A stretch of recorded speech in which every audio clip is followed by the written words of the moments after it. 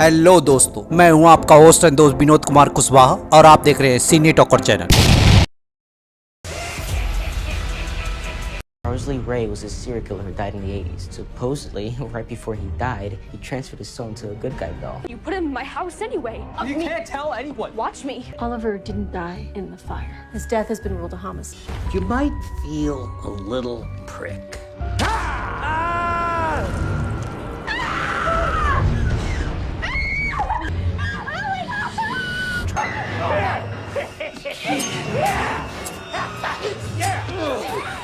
तो आज के इस वीडियो में हम चकी टीवी सीरीज के सीजन 1 के एपिसोड नंबर 5 की स्टोरी को आपके सामने एक्सप्लेन करने वाले हैं। तो कहानी की शुरुआत एक डांस बार से होती है, जहाँ पे हम देखते हैं कि चार्ल्स म्यूजिक का आनंद लेते हुए एक लड़की को ध्यान से देख रहा होता है और जब उस लड़की का अपने लवर के साथ ब्रेकअप हो जाता है तो वो उसके पास जाकर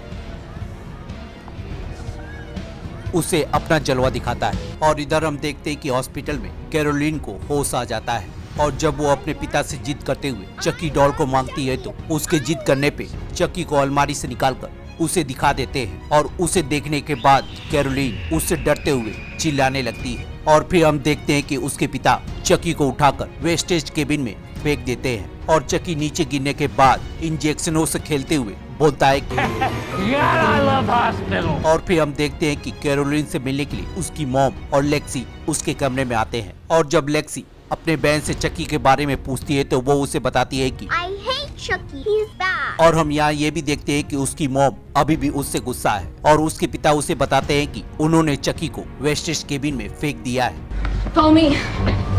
और फिर हम देखते हैं कि तीनों मिलकर चकी को ढूंढने के लिए वेस्टेज रूम में जाते हैं और फिर हम देखते हैं कि तीनों मिलकर उसे उसके अंदर ढूंढने लगते हैं और बहुत कोशिश करने के बावजूद भी चकी उन्हें नहीं मिलता है। और हम वहाँ ये भी देखते हैं कि लेक्सी अपनी गंदगी को साफ करने के लिए या बदबू को दूर करने के लिए अपने पूरे शरीर के ऊपर सैनिटाइजर मारने लगती है और डेवन इस नज़ारे को देखकर अजीब सा रिएक्शन देता है। और फिर हम देखते हैं कि उसकी बायोलॉजी टीचर हाल में हुई ट्रेजेडी और हादसे से उबरने के लिए समझा रही होती है और हम देखते हैं कि जैक उसकी बात सुनते हुए चकी के द्वारा किए गए कांड को एक एक करके सोच रहा होता है। और डेवन की मॉम के आ जाने की वजह से उनकी टीचर क्लास छोड़ के चली जाती है और उनके टीचर के जाने के बाद जब तीनों चकी के बारे में बातचीत करने लगते हैं तो जैक जूनियर के बारे में पूछता है और डेवन उसे कहता है कि हमें उसे सब कुछ बता देना चाहिए। तो लेक्सी उसे मना करते हुए बोलती है कि हम उसे ये सब नहीं बता सकते हैं और वैसे भी वो हमारी बात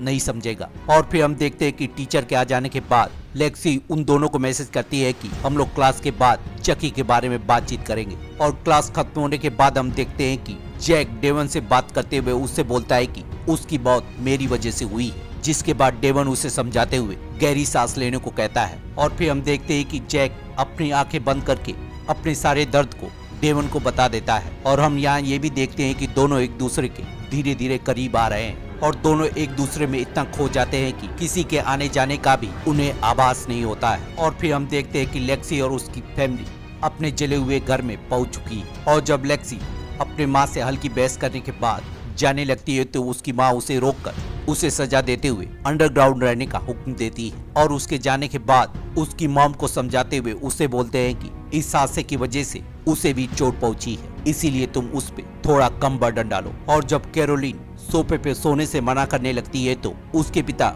उसे सरप्राइज देते हुए आंखें बंद करने को कहते हैं और जैसे ही उसके पिता उसके सामने चकी जैसी डॉल यानी कि टॉमी को रखते हैं तो लेक्सी वहाँ पे आकर उससे पूछती है कि आखिर आपने इस डॉल को कहाँ से खरीदा है और उसके पिता उसे बताते हैं कि उन्होंने इस डॉल को ऑनलाइन खरीदा है। और जब कैरोलिन टॉमी को लेकर उसे खेलने लगती है तो लेक्सी उसे छीनते हुए उसे पीट पीट कर मारने लगती है और उस पे अपना गुस्सा निकालने के बाद अपनी बहन के साथ उसकी एक फोटो खींचकर वहाँ से चली जाती है। और इधर डिनर टेबल पे जूनियर के डैड उसे बताते हैं कि अब वो डायरेक्ट नेशनल खेलने के लिए जाएगा और उन्होंने उसके लिए एक कोच भी हायर किया है। और हम देखते हैं कि डिनर टेबल पे जैक को लेक्सी का मैसेज आता है और जब जूनियर उससे पूछता है कि उसे तुम्हारा मैसेज कैसे आ रहा है क्योंकि उसने मुझे सुबह से कोई भी रिप्लाई नहीं किया है। और जब उसकी मॉम उसे फोन रखने को कहती है तो वो उसे बार बार मना कर देता है और जब उसके माँ के साथ साथ जूनियर भी उसका फोन मांगता है तो वो उसे मना कर देता है, जिसके बाद जूनियर उसका फोन छीनने लगता है, जिसके बाद हम देखते हैं कि उसके पिता जूनियर पे गुस्सा होते हुए उसे फोन रखने को कहते हैं। और फिर हम उसके बाद देखते हैं कि दोनों एक के बाद एक डिनर टेबल को छोड़कर चले जाते हैं। और उन दोनों के जाने के बाद उसकी बीवी उससे कहती है कि मुझे लगता है कि इस घर में और इस हालात में हमारे घर पे एक्स्ट्रा बेटा होना सही नहीं है। और उसका जवाब देते हुए उससे कहता है कि मैं जैक के पिता की तरह नहीं हूँ। और इधर हम देखते हैं कि लेक्सी उसकी बहन के साथ टॉमी की खींची गई फोटो को भेज देती है। और इधर हम देखते हैं कि जब कैरोलिन टॉमी के साथ खेल रही होती है तो चकी खिड़की के बाहर से उसे देख रहा होता है। और जब उसके पिता उसके कमरे में आते हैं तो कैरोलिन टॉमी के साथ सो रही होती है। और जब वो उसे लेने के लिए जाते हैं तो उनका पाँव चकी के ऊपर पड़ जाता है और उसे पकड़ते हुए हैरान होने के बाद उसे लेकर बाहर डस्टबिन में फेंक देते हैं। और ये सब करते हुए या चकी को ले जाते हुए लेक्सी भी देखती है। और इसी की वजह से लेक्सी की माँ चकी के होने का इल्जाम लेक्सी पे लगाती है। और फिर हम देखते हैं कि लेक्सी डेवन और जैक को जल्द से जल्द उसके घर पे आने को कहती है। और जब उसके पिता चकी को डस्टबिन में डालकर आते हैं तो उसकी माँ मुझसे बोलती है कि कभी भी उसके बच्चों के सामने उसे शर्मिंदा मत करना, जिस पर वो उससे कहता है कि तुम्हें मेयर या मॉम में एक को चुनना होगा। और हम देखते हैं कि उन दोनों में इसी की वजह से बहस भी होती है। और हम देखते हैं कि उन दोनों के आने तक लेक्सी उस डस्टबिन को बंद करके रखती है। और उन दोनों के आने के बाद और सारी तैयारी करने के बाद लेक्सी जब डस्टबिन का ढक्कन खोलती है तो उसमें से एक कुत्ते का पिल्ला निकलता है, जिसकी वजह से उनकी हालत खराब हो जाती है। और फिर तीनों मिलकर उसे पकड़कर बैग में भर देते हैं और उसको पैरों से मारते हुए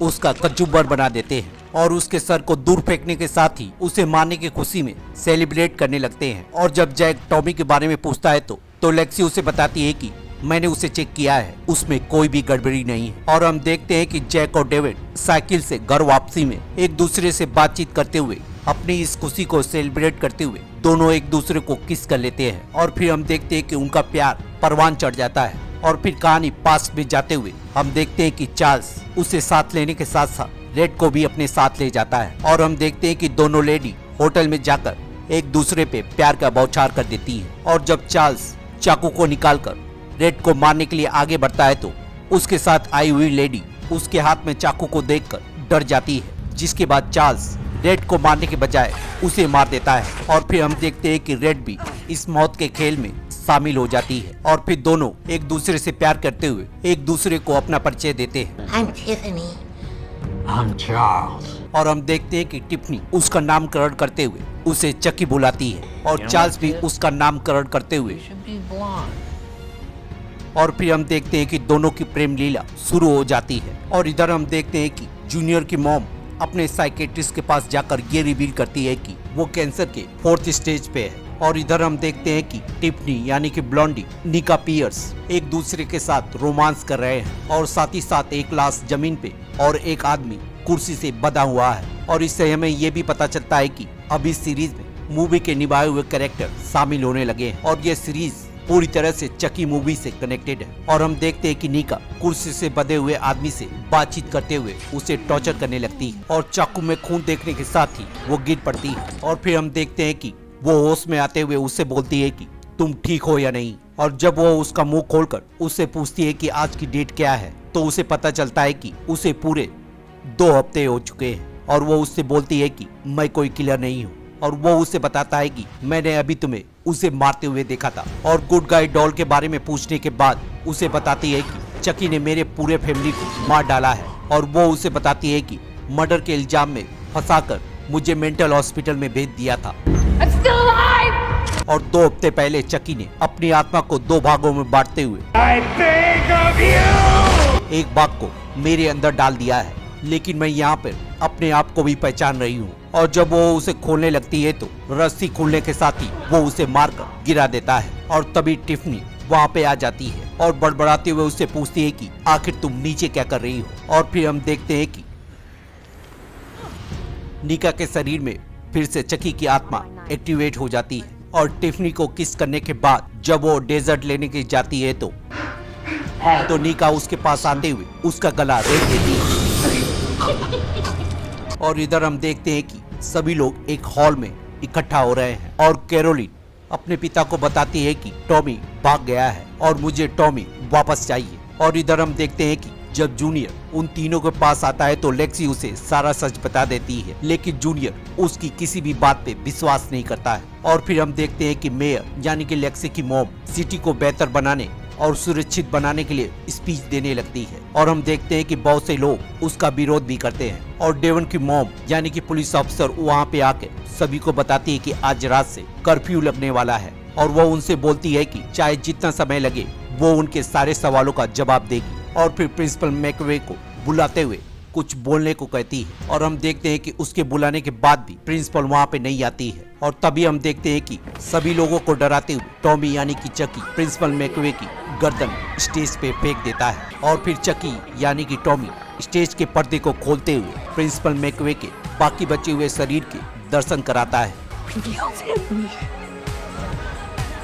और फिर तीनों को दिखाने के बाद हमें दिखाया जाता है कि चकी कैरोलिन के रूम में आकर अपनी आत्मा को टॉमी के अंदर डाल देता है और पलक झपकाने के साथ ही ये एपिसोड यहीं पे खत्म हो जाता है। तो मिलते हैं किसी और एपिसोड में किसी और टीवी सीरीज को एक्सप्लेन करते हुए, तब तक के लिए शुक्रिया। What's going on with you? You wouldn't believe me if I told you.